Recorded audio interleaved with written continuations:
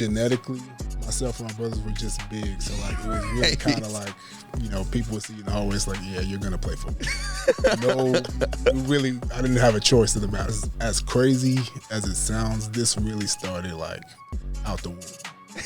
I heard a story. I heard that you used to hum as a baby. This really started out there. That's true. I'm talking like humming.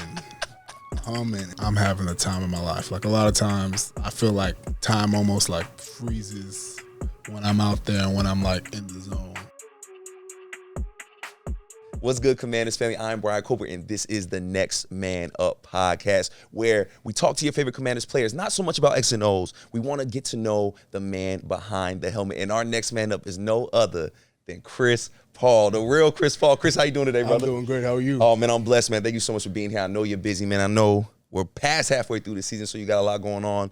We're going to talk a little bit about football, but I mostly want to talk about you, where you're from, and what makes you you. You cool with that? Yeah, let's do it. All right, let's do it, man. First things first, you're from Houston. Yes. What is being like, there's a lot of pride in Houston, right? There's a lot of Houston pride. What does being from Houston mean to you? I mean, it means everything. I mean, I feel like we kind of have a one-sided rivalry with Dallas. Yeah. Anybody from Houston is going to make sure you know that, like, I'm from Houston. Nowhere else, no confusion. So that's definitely where I'm from, and definitely a lot of culture down there. So I really do love it. Yeah, man. And you talk about Dallas real quick. So were you hyped when you found out, like, yo, I'm going to get to play Dallas twice a year and beat up on them? Were you a little hyped? I was very hyped. Yeah. Very hyped. Like, so definitely an honor for sure. Mm-hmm. Yeah, man. Being from Houston, man, there's a lot of things that can, distract a young man trying to come up. How did you avoid, those type of distractions, stay on the path that you've been on? Because you're a very focused and driven individual. Yeah, I would say it really all depends. Like, Houston, it has a lot of neighborhoods, different pockets and stuff like that. So thankfully, my parents made it a priority to kind of like put myself and my brothers in a great area, like a great school system, all of those kind of things. So I really didn't run into that many distractions, and I was able to like kind of capitalize on every opportunity I was given. Yeah, you talk about your brothers, man. You have two brothers, right? There's three of you guys, right? You have an older, you're the middle, and then there's a younger. Yes. All of y'all are athletes. Yes. Younger brother's a very, very good collegiate athlete as well. Yeah. What is that like, growing up in a household like that with three athletes, three very big athletes? And what was that like, very large humans? What was that like growing up with three brothers in an environment like that? I mean, it was so much fun. So much fun. And I don't know how my parents did it.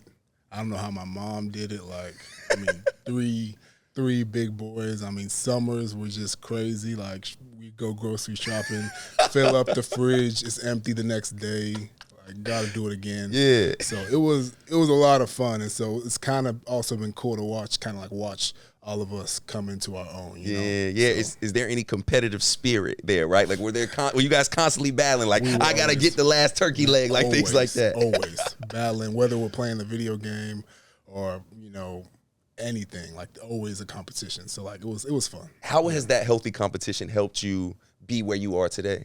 It's helped in a way because like it's kind of molded me into who I am today. It's added to that like competitive spirit that we naturally all have. Yeah. And so I would say it was more beneficial, if anything. That's fire, man. That's really, really cool. And then, like I said, we got your younger brother. He's still in college. You're here at the NFL level. Yes. What conversations do you guys have? Like, I know he probably picks your brain and asks you what things like. What conversations are those like? And, like, what kind of game do you give him to get him ready for the next level? Yes, he's always asking me questions. And, he's giving me pointers. He watches my games. I watch his games. And it's been really cool, especially since he'll be pretty much coming out this year. Yeah. And so, I'm walking him through every aspect of the process. Yeah. And so we'll probably be in the same area during the off season as well, so I'll get to kind of like be hands-on, and I'm so proud of him, and I look forward to his journey. Like, how would it be, he gets drafted to a place like Dallas, right? He goes somewhere that you got to play against him. Of course, you guys are both linemen. Mm-hmm. What would that be like, man? That would be the world, because if you think about it, I went to Tulsa. Yeah. He is currently at Houston. Yeah. And now Houston is in the Big 12, but they used to be in the American. So we got to have two games where we played against each other, and it's the coolest thing on earth. And I mean, you should have seen pictures of my mom. She kind of like had this, I think my senior year, she had this like split dress with like blue and red. I mean, it was just so much fun and just like a full circle moment. If you think about That's really, really cool, man. And clearly, man, your parents mean a lot to you, man. So let's talk about them a little bit. They both came here from Nigeria.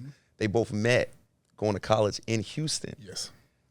That's a very, very interesting path, man. And I'm sure you've talked a lot about them. And, like, that's not easy to do, right? It's not easy to come here into a new country and really settle, let alone have 3 amazingly talented young men. Yeah. How inspiring are your parents to you? I mean, they are the most inspiring people to me on this earth. Like, just knowing their journey. My mom really came here the youngest. She came here when she was 17. Wow.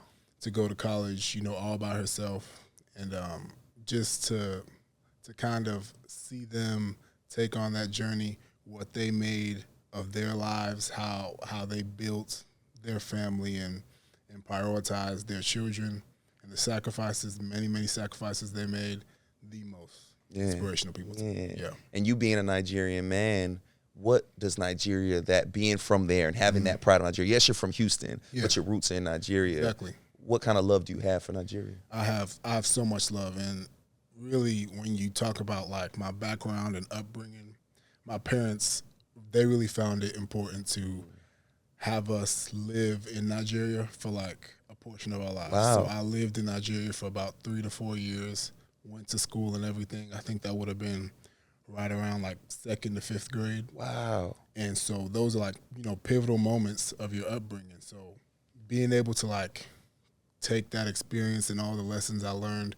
over there and then bring it back here, like it made a world of difference. It made me like well-rounded, multidimensional. Like I just knew how to navigate life in a much better way. Wow, man. I mean, that's very young, right? To be in another country, come back to this country. Yeah. What are the challenges you faced going through that? Which, as cool as it is, it's really cool, and it's amazing that your parents did that, because that was very, very smart. You got to be attached to your roots. But what are the challenges to that? I mean, there's challenges. Luckily, I'll say culturally, there's challenges because, like, culturally between like Nigeria and here, a lot of things are different. I would say, like, in terms of students versus authority figures, Nigeria definitely has like an emphasis on respect and like those type of values, and so it was a little bit difficult, like adjusting to what we were used to at the point. But I mean, once you get around like younger kids your age and you start like getting submerged into it, you start to realize that it's pretty easy to adjust. And I mean, Nigeria's official language is English, so like there wasn't any type of language barriers or anything. And we picked up a very, very thick accent that was like, it took 2 years to lose when we came back. But yeah, all of it was just, I would say it was more beneficial, if anything. How now, because, you know, you're a grown man now, you've been in America a really long time. How do you keep that attachment and those ties to Nigeria and stay connected to, you know, basically what's the motherland for you? I would say we got to go back for Christmas in 2016. Wow. So that was pretty cool. So it's still been a while since I've been back, but I mean, majority of my extended family, I would say, currently lives in Nigeria. So I would say just keeping up with them. You know, older people use Facebook a lot, so I mean, I'm all connected through there. So I'll say I'm pretty still connected. Man, that is so cool to hear, man. And if you haven't peeped already by talking to this brother, he's very versatile. Yes, we know you're versatile on the field, but in life, you're extremely versatile, man. You have a lot of passion. You have a lot of things you care about. So let's get into that a little bit. You end up going back to America after you're in Nigeria, and you start playing football. Yeah. You didn't start playing football right away, right? When did you start playing? I started playing 6th grade, so that was middle school, Middle school. And I think I was telling you off air that, you know, Quan Martin was saying he played at 5 years old. So, you know, you're clearly a big dude. You have stature. What sports were you playing leading up until 6th grade? The first sport I ever played was soccer. So, like, think Pee-wee. That was probably, 5 years old? Yeah. Pre-K, kindergarten. That was the first sport I ever played. Then when I got, you know, I say living in Nigeria for those years, like, the main sport over there is soccer. Yeah, right, like, right. They dabble in basketball and stuff like that, but the main sport is soccer, which they call football. So,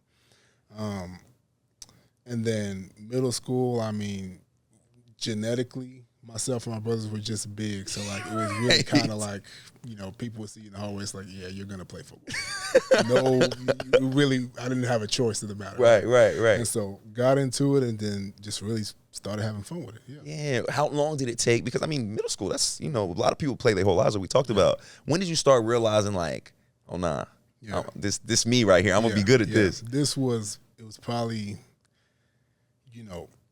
high school, but especially junior year. That's around where, like, offers for college start to come in. And that's really when I knew, like, yeah, this is what I'm going to do. Yeah. And then you chose to go to Tulsa. Yeah. And then during your time at Tulsa, man, I should have just wrote a list of it because there's so many different things you were involved in. Yeah. So many different things you did. Like, one thing you were really big on is mental health advocacy. Yeah.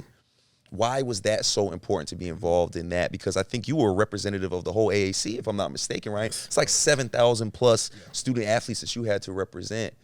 Why was mental health advocacy the main thing you wanted to focus on and the thing you wanted to push? Because I think it's so huge in sports. Yeah. Like, even if that's all sports. Like, that's male sports, women's sports. That's all of it. And because, think about it, we're in very competitive environments where you have to be tough to be in this environment. Yeah. You have to be. Yeah. Mentally, physically, all of it. You've got to be tough. And so a lot of times in those very serious, very competitive environments, you kind of like can lose sight of the holistic aspect of like being an athlete. There's somebody under the helmet. Right, like, exactly, yeah. There's somebody beyond the entertainer, And so that's why, for me, it's so important. And I can only speak from the standpoint of being a man. Yeah. Like, I also think it's very important from that aspect as well. Because think about our whole lives, we've been told, man up, deal with it. Shake it off, walk it off, yeah. Whatever, but everybody goes through something. Yeah. Like, no matter how, like, tough you go about it, no matter how tough you try to act about it too. And so for me, it was just really important to let people know that there are others, even if it's somebody right next to you, others you might not know that could be going through similar things as you are. Yeah. Speaking up about those things, like, changes lives. I mean, but how do you get to this point, though, right? Because like you said, man, you're not only a man, you're a black man, you're a big man. A lot of us don't get sympathy, right? A lot of black men aren't getting, that we're the ones that are told that, hey, especially how we're raised, like, we got to be tough because this world's hard on us. Exactly. How do you get to this point? You're still a very young man. How did you get to that point into where you understood how important it was to take care of your mental? Yeah, I would say, one, everybody's, like, upbringing is different. For me, I'm very grateful that I had parents that were like, that really cared about me or care about me holistically. Yeah. Like, in how I'm doing. But I think, to your point, like, being a very large man, being a black man, and we don't usually get sympathy, for me, because of that, that's why it's that much more important. To, like, I want it to come from me. I want my black brothers to, like, know that somebody goes through similar things, that somebody cares. Like, you can talk to somebody. Like, doing that can change the trajectory of your life. We talked to, I believe it was Jeremy Reeves, and he was mentioning he went through some things in life, and he was saying how it was so hard as him to, like, realize he needed to release. He needed to let things go, and then he had a moment where just everything came out. What are your ways you deal with things and make yourself feel better and do these self-checks to where you check on your mental health? How are ways you do that for people that are watching that are trying to figure out, like, their own mental health journey? Absolutely. Like, what you just referenced, like, I call that the bottlenecking effect. And that's well known. Okay.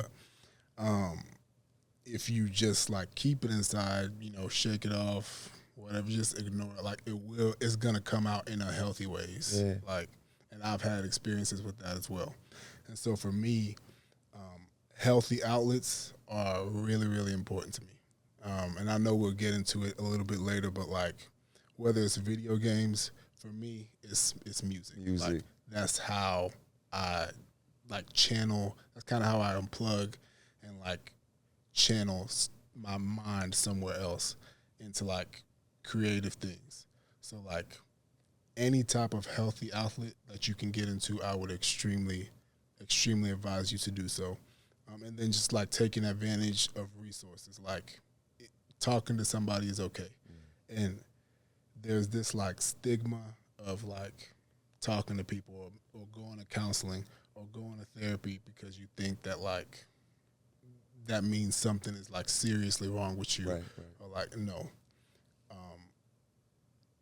Take advantage of like all the resources that you have around you. I think Dr. Roberts and really around the league, the NFL has taken a great step by making sure that there's a Dr. Roberts on every team. Yeah.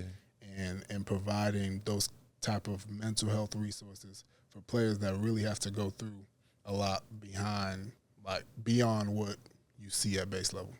You mentioned music, man. Yeah.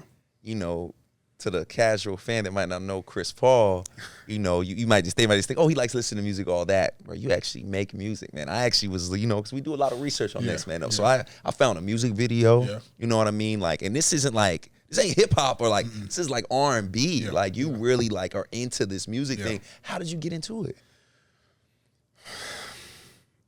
You know, as crazy as it sounds, this really started like out the womb. I heard a story. I heard that you used to hum as a baby. This really started out there. That's true. I'm talking like humming. And like, you know, as a baby, you go to all like the pediatrician checkups. Yeah.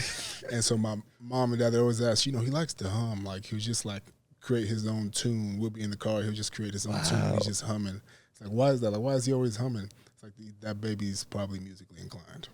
Like, probably. So, like, growing up, I think right around, like, middle school, I started getting into choir on through up high school and stuff like that. And then that's when, like, I really knew, like, I was musically gifted. Wow. So music's been in your life longer than football, for real. Yeah, really. Wow, man. So what, if you described your style of music, your genre of music, would you call yourself a singer?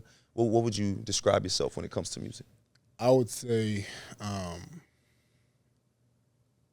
predominantly singer, and then when like you think of genres, like I want you to think of number one, I would say alternative R&B. Okay. But like lately, the past 3 years, like we've been kind of like changing what all of that means. So I would say you could get some pop in there, production wise. You could get something that sounds more hip hop. Yeah. But that I will like end up, you know, creating something different with. So I would say very well rounded when it comes to like genre, but like in terms of like inspirations, like the Lucky Days of the world, or that type of like sound, the Giveons, which is like the more of the R&B, the Scissors and the Solanges that give you that more like alternative. Yeah, man, I like that. You got to throw me some tracks, man. I got to hear what you work with. So, you know, you're a football player now. You know, man, you make it to the NFL. You get to this point. You're clearly into a lot of things. Yeah. Activism, Yeah. music, Yeah. athlete, family. How have you managed to juggle all the things now that you're at this point? I mean, your career is taking off, right? Mm-hmm. How have you managed to juggle all of these interests that you have to keep your mental health right? Yeah, absolutely. I would say time management is very, very important to me. And like in college, it was much easier, I would say, to be as multidimensional as I am. Right. When you get to this level, and especially in season, like this is the main thing, and so you kind of have to like almost not so much compartmentalize, but like just be very like intentional with your time. And so, like I say, music, for example, that's like I would compare that's like my Madden. That's like my 2K. That's your escape. So like when I go home and I've got some free time and I've watched my film and I want to unplug, like that's my outlet to do that. And a lot of athletes, like they'll say it, you know, dealing with fans, dealing with people that are like sports enthusiasts. Yeah. Oh, just play football. Or just play basketball. Like, why are you into all these other things? What do you say to people that say that? I say, listen, like there really is. There's a holistic person behind the helmet. Yeah. So like once and you, I guess you may have to like be in it to really, really, really understand. But like once you just practice a little bit of like empathy. Yeah. There you go. Yep. Practice just try a little bit and realize like, oh, like there's a whole person with like a life outside of this under that helmet. Yeah. That's gonna really like help you understand and get away from that mindset of like just play football or just do whatever. For sure, man. And I mean, I think even this conversation right here, if people are listening, they're gonna understand who you are and understand who this man is. And now we're in year 2. Yeah. 7th round pick, right? I don't think people realize that just because you drafted doesn't guarantee anything, especially when you're in the 6th or 7th round. Yeah. You very well could not make the team. Exactly. You not only make the team, but now you are a key component of this offense. How much fun are you having right now, being at this point in your career? Because rookie season's over. You know, the newness is over. How much fun are you having right now? First, like, God is so good. Amen. And all the time. He's so good, and I'm having the time of my life. Like, a lot of times, I feel like time almost, like, freezes when I'm out there and when I'm, like, in the zone. Yeah. And I just kind of, like, reflect on, like, how far I've come to get to this point, and I'm so thankful for the opportunity. Really. Man, that is so cool, man. And I'm so happy for you. We're running out of time, but I'd be remiss if I don't ask you about the name, brother, man. Chris Paul. I almost didn't ask you because I'm like, man, he probably gets this all the time. And it's probably so annoyed because there is another famous Chris Paul in the NBA that's been playing a long time. Dang near your whole life, Chris Paul been in the NBA. Really. Does that bother you, the parallels between the names, and people be like, oh, Chris Paul, what? Like, does that bother you? You know, I can't say that it bothers me. I can't. Really? If anything, it's really like, it's more cool. Yeah. It's cool, if anything. Yeah. Because, I mean, especially now that I'm in the NFL, so, like, there's an NFL Chris Paul as well. Like, I want to meet the guy. Yeah. I don't know why we haven't set that up, you know.